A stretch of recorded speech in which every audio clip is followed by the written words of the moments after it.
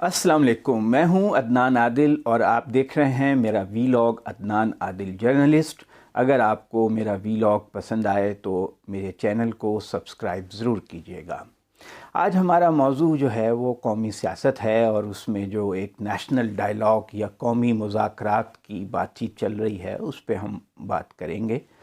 خاصے دنوں بعد میری آپ سے بات ہو رہی ہے، اور کوشش یہ ہوتی ہے کہ ہر روز جو ڈیولپمنٹ چھوٹی موٹی ہو اس کی بجائے آپ کو ایک مکمل تصویر جو ہے وہ دکھائی جائے، جو سیاست کی کوئی اہم پیش رفت ہو تو اس کے بارے میں بتایا جائے۔ پہلے ہم تھوڑا سا پس منظر دیکھتے ہیں۔ بات شروع ہوتی ہے، نواز شریف صاحب جو ہیں وہ جیل میں ہیں، ان کی طبیعت بہت خراب ہو جاتی ہے۔ ڈاکٹرز یہ بتاتے تھے کہ یہ ڈیپ ڈپریشن میں ہیں، گہری اداسی میں ہیں، جس وجہ سے ان کے جسم کے سسٹم نے کام کرنا چھوڑ دیا ہے۔ خطرہ یہ پیدا ہو گیا تھا کہ خدا نہ خواستہ کہیں یہ بالکل ہی کچھ بڑا مسئلہ نہ ہو جائے، دنیا سے ایسا ہو خدا نہ خواستہ کہ یہ گزر جائیں تو بڑا ری ایکشن ہوگا۔ خاص طور سے جو سینٹرل پنجاب ہے ان کی وہاں بہت سپورٹ بیس ہے، جیسے عمران خان کی سپورٹ بیس ہے، نواز شریف کی بھی ہے۔ لوگ جو ان کے سپورٹر ہیں وہ کرپشن کی بات کو اتنی اہمیت نہیں دیتے۔ تو ریاست جو ہے وہ سمجھتی تھی کہ یہ بہت بڑا ایک ایسا کام ہو جائے گا جس سے ریاست کو نقصان ہوگا، عدم استحکام پیدا ہوگا، ملک کی معاشی ترقی، ملک کی سلامتی جو ہے اس کو نقصان پہنچے گا۔ تو ریاستی اداروں نے نواز شریف کی مدد کی، ان کے ایسے رزلٹ بنے، اور جو بھی ان کے میڈیکل بورڈز وغیرہ نے رپورٹس دیں اس کو دیکھتے ہوئے عدالتوں نے بھی ایک ایسا فیصلہ کیا جو اس سے پہلے نہیں ہوا تھا، کہ ایک سزا یافتہ مجرم کو ملک سے باہر میڈیکل گراؤنڈ پر جانے کی اجازت دے دی گئی۔ وہ ملک سے باہر چلے گئے کچھ مخصوص مدت کے لیے، لیکن سب کو پتہ تھا کہ یہ باہر سے واپس نہیں آئیں گے، کیونکہ ان کا باہر جانے کا مقصد ہی یہ تھا کہ وہ جیل کی زندگی سے بچ سکیں، کیونکہ جیل کی زندگی جو ہے وہ کبھی بھی انہیں پسند نہیں رہی۔ جنرل مشرف کے زمانے میں بھی ایسا ہی ہوا تھا کہ انہوں نے پیپلز پارٹی سے اتحاد کیا تھا، ARD بنائی تھی، اور 7ویں روز جو ہے وہ سارا خاندان اپنا 40 سوٹ کیس لے کر اور سعودی عرب شفٹ ہو گئے تھے، اور لوگ حیران رہ گئے تھے۔ تو شاید ان کے ساتھ جو انڈرسٹینڈنگ تھی، اور جس میں میاں منشا نے بہت اہم کردار ادا کیا تھا، جو ایک بڑے صنعت کار ہیں، میاں نواز شریف کے بھی دوست ہیں، اور انہوں نے ایک وچولے کا کردار ادا کیا تھا۔ کچھ اور لوگ بھی تھے جن سے ملاقاتیں ہوتی تھیں، اور شاید انڈرسٹینڈنگ یہ تھی کہ کچھ عرصے کے بعد مریم نواز کو بھی ملک سے باہر جانے دیا جائے گا، تاکہ وہ باہر جائیں، بہن بھائی جو ہیں اکٹھے ہو جائیں گے، اور جو جائیداد باہر ہے، جو دولت ہے، اس کے معاملات قانونی طور پر طے ہو جائیں گے۔ لیکن وزیر اعظم عمران خان نے ایسا نہیں ہونے دیا،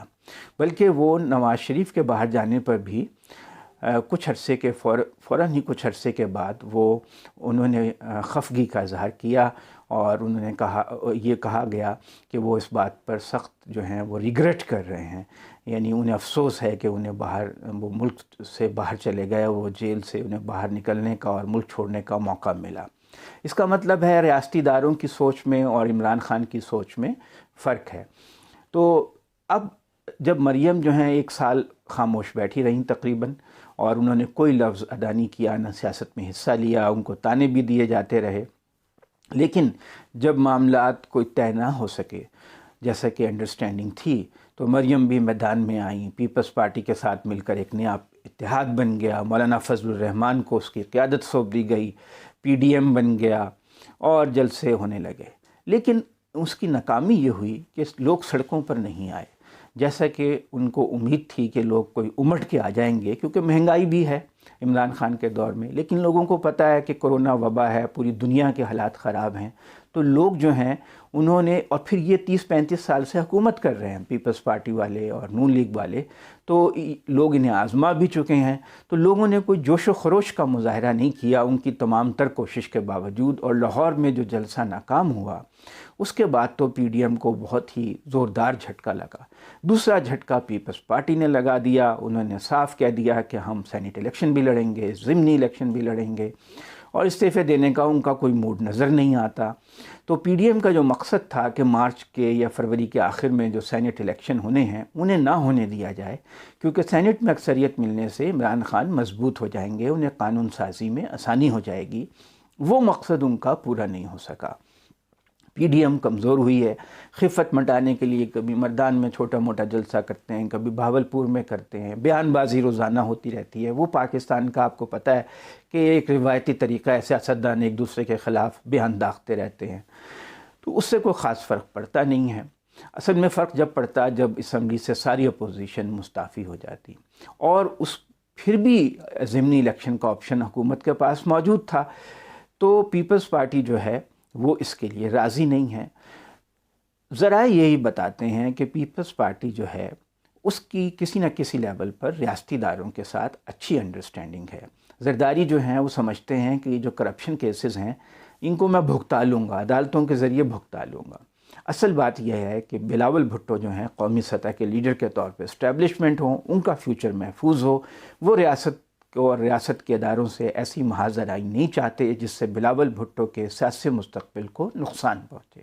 تو پیپلز پارٹی کا ٹریک اور ہے، نون لیگ کا اور نواز شریف کا اور فضل الرحمان کا ٹریک اور ہے۔ فضل الرحمان کی یوٹیلیٹی افادیت یہ ہے کہ وہ مدرسوں کے بچے سڑکوں پر لا سکتے ہیں، اس کے علاوہ تو ان کی 2% ووٹ بیس نہیں ہے پورے پاکستان میں جو ووٹ پڑتے ہیں، اس کا 2% سے زیادہ ان کو نہیں ملتا ہے، نہ ان کو کوئی اتنا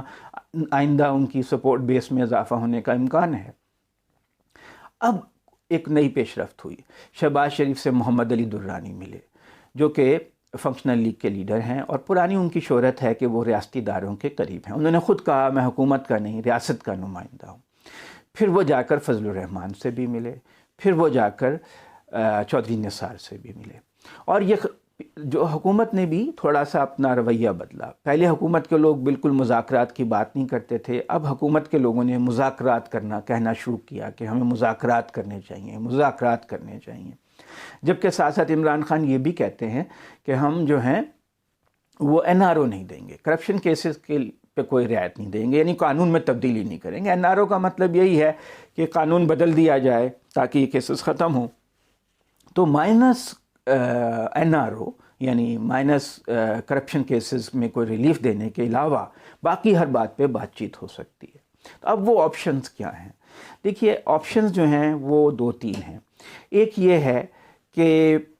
جیسے نواز شریف کو عمران خان کی مرضی کے بغیر اور ان کی شمولیت کے بغیر ریاستی اداروں نے کسی نہ کسی طرح ضمانت پہ رہا کروا کر اور ملک سے باہر بھیج دیا، اسی طرح ان کرپشن کیسز کو جو کہ اپوزیشن لیڈرز پہ چل رہے ہیں کسی نہ کسی طرح کچھ عرصے کے لیے ٹھنڈا کر دیا جائے، ان پہ پیش رفت نہ ہو، اور اپوزیشن سے یہ کہا جائے کہ آپ یہ سڑکوں پہ آنا چھوڑیں، محاذ آرائی چھوڑیں، سسٹم کو چلنے دیں تاکہ ملک میں استحکام ہو، ملک ترقی کرے، اس میں ہم سب کا فائدہ ہے۔ دوسرا آپشن یہ ہے کہ ٹھیک ہے کرپشن کیسز کے اوپر کوئی ریلیف آپ کو عمران خان نہیں دینا چاہتے، لیکن اگر کوئی جلدی انتخابات ہو جائیں، سال کے بعد جنرل الیکشن ہو جائے تو اس کے اوپر کوئی مفاہمت ہو سکتی ہے۔ بہرحال یہ بات تو طے ہے کہ سینٹ کے الیکشن اب ہو جائیں گے اور اس میں تحریک انصاف کو کوئی اکثریت بھی حاصل ہو جائے گی، لیکن اب جو ڈائلاگ ہو رہا ہے، نیشنل ڈائلاگ ہو رہا ہے، ایک یہ بھی صورت نظر آ رہی ہے کہ مسلم لیگوں کو متحد کیا جائے، فنکشنل لیگ، کاف لیگ اور نون لیگ کے بہت سے لوگ جو نواز شریف کے بیانیے کے ساتھ نہیں ہیں، ان کو ملا کر ایک متحد مسلم لیگ بنائی جائے، اور پھر اگر الیکشن ہوں تو وہ ایسی صورتحال ہو کہ وہ اقتدار میں آئے اور ملک میں ایسی فضا قائم کی جا سکے جس میں محاذ آرائی کم ہو سکے۔ لیکن عمران خان بھی ایک فائٹر ہیں، اگر عمران خان کی حکومت کو زبردستی وقت سے پہلے نکالا گیا تو وہ فائٹ کریں گے، اور پھر ضروری نہیں ہے کہ ملک میں وہ استحکام آ سکے جس کی ریاست اور ریاستی ادارے خواہاں ہیں۔ تو جو بھی کچھ ہوگا اس میں عمران خان کو بھی ضرور اعتماد میں لینا پڑے گا۔